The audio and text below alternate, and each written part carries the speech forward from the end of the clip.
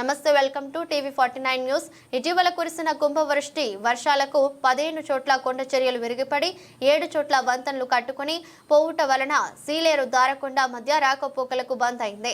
దీంతో సీలేరు దారకొండ అంతర్రాష్ట్ర ప్రధాన రహదారి అస్తవ్యస్తంగా తయారై 160 గ్రామాలకు రాకపోకలు నిలిచిపోయాయి. గత 2 రోజులుగా ఎడతెరిపి లేకుండా కురుస్తున్న వర్షాలకు దారకొండ సీలేరు ప్రధాన రహదారి పూర్తిగా బంద్ అయింది.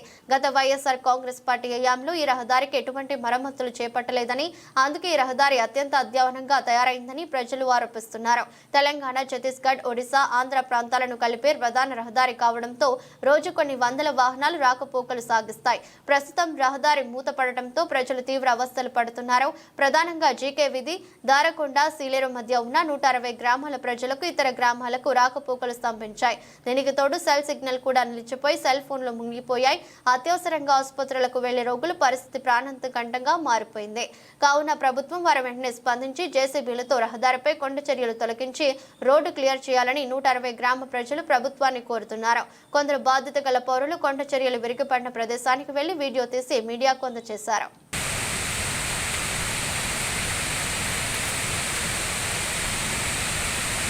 ఇది ఐస్గడ్డ అండి. ఐస్గడ్డ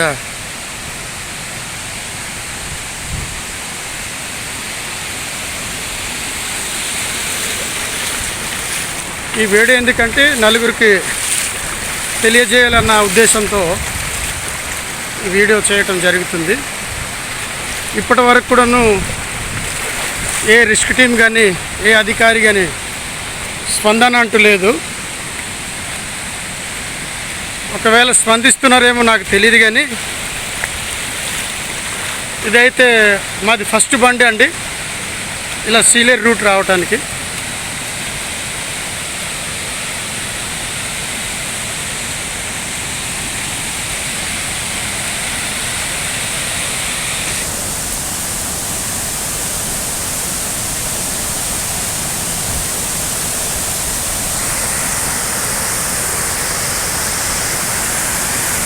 ఇది రోడ్డు మీద చూడండి ఎంత బండరాయలు ఉన్నాయో.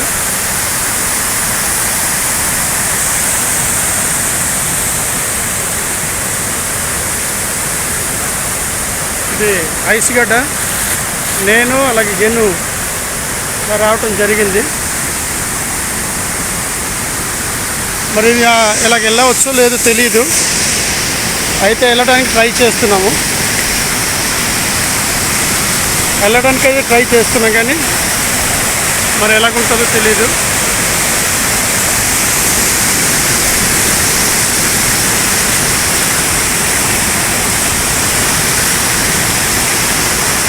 మొత్తం ఏ వెహికల్ కూడా అక్కడ వరకు కష్టపడి వచ్చాము, కానీ ఇక్కడ వరకు మొత్తం బ్లాక్ అయిపోయింది.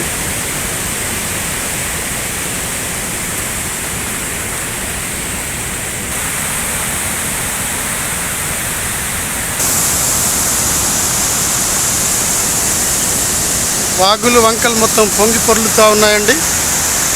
రాత్రి వర్షం లేనప్పటికీ ఈ వాగులు వంకలు ఇంతగా ఉన్నాయంటే ఇది వచ్చి ఐస్గడ్డ దాటిన తర్వాత ఒక్క 10 అడుగులు దూరంలో ఈ రోడ్డుకి ఆనుకొని ఈ విధంగా ఈ కొండ చర్య కూడా జారిపోవడం జరిగింది.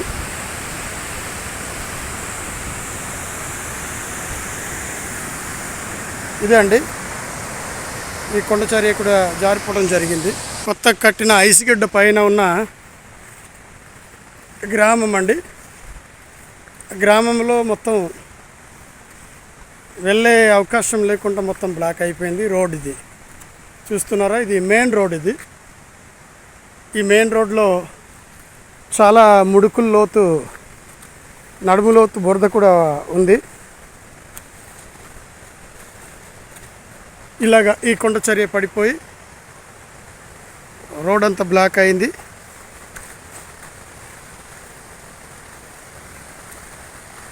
చూసారా, ఇలాగా ఇది ఎప్పుడు చూడని ఒక దృశ్యాలండి ఇది. ఆ పైన కొండ చర్య మొత్తం విరిగి పడిపోయి కాలు పెట్టడానికి కూడా కష్టం అవుతుంది. కాలు తీసి కాలేయలేము. ఈ కొండ చర్య ఇది బొసిలిపోయి ఉంది. ఈ విధంగా మెయిన్ కాలువకి ఇది కలపడం జరిగిందండి.